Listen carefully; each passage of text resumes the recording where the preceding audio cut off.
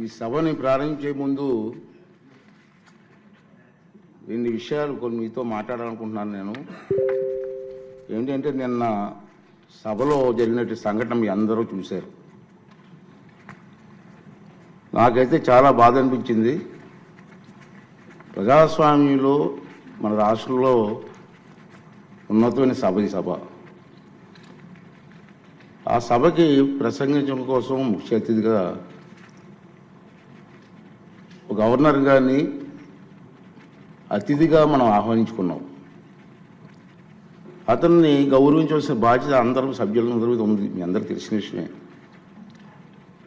అటువంటి గవర్నర్ గారు ఉపన్యాసం చేస్తున్నప్పుడు నిన్న జరిగిన సంఘటన సభ్య సమాజం సిగ్గుపడవలసిన విషయం నేను భావిస్తున్నాను. నిన్న జరిగిన సంఘటన మీరు కళ్ళారా చూశారు, మీరు అందరూ కూడా, మీరే కాదు ప్రజలందరూ చూశారు.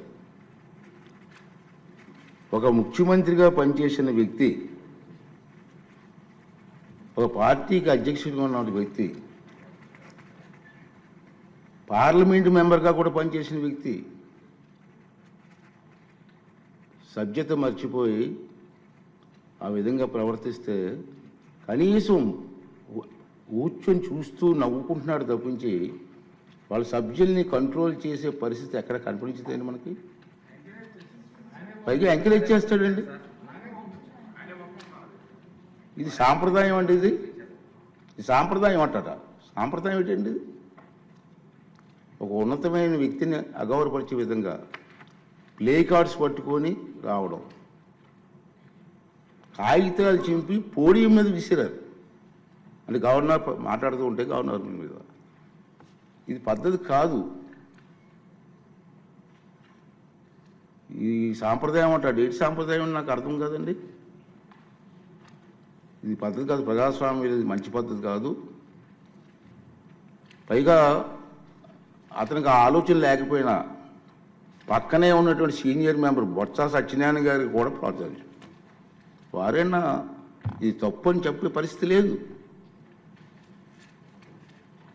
ఇటువంటి సంఘటనలు రాబోయే రోజులు జరగకూడదు అనేది నా తాలూకు ఆలోచన విధానం. మీరందరూ కూడా గమనిస్తూనే ఉన్నారు. ఇది ఎందుకు చెప్తానంటే ఇప్పటికైనా విజ్ఞతతో ప్రవర్తించాలని చెప్పి ఆ సభ్యులందరినీ కోరుకుంటున్నాను. సభ ద్వారా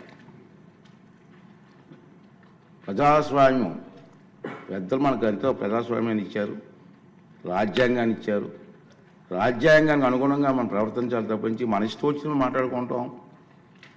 సర్వ హక్కులు నాకే ఉన్నాయి, నేను మాట్లాడతాను అన్నది ఇది పద్ధతి కాదని చెప్పి ఈ సభ ద్వారా సభ్యులందరికీ, అన్ని పార్టీ సభ్యులకు కూడా మనం చేస్తున్నాను.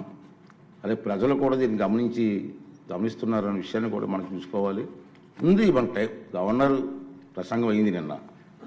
ఈరోజు గవర్నర్ ప్రసంగం మీద చర్చ ఉంది. వాళ్ళకి ఏమైనా అభ్యంతరాలు ఉంటే ఈ చర్చలు పాల్గొనవచ్చు కదా, మాట్లాడే అవకాశం మనం ఇస్తాం కదా. ఈ రోజంతా మాట్లాడవచ్చు. మీరు హౌస్కి వచ్చి మీరు మాట్లాడకుండా మీ ఇష్టం వచ్చినట్టు ఈ విధంగా ప్రవర్తించడాన్ని అందరం కూడా ఖండించవలసిన అవసరం ఉంది. ఇటువంటి సంఘటనలు రాబోయే రోజుల్లో జరగకూడదు అనేది నా తాలూకు అభిమతం.